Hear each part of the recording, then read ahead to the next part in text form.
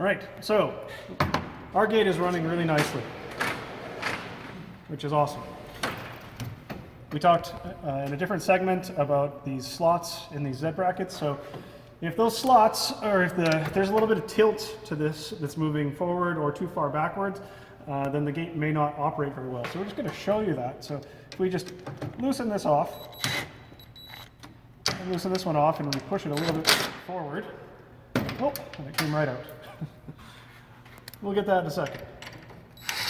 Say we just loosened it off and it popped a little bit forward. I bet you this gate is probably not going to, so now it's starting to stutter. So this is an example of how a gate may not function very well if you don't basically set this right. So we can just loosen that off again and we can shift it back a little bit in this case. So we just push back a little bit, tighten it down,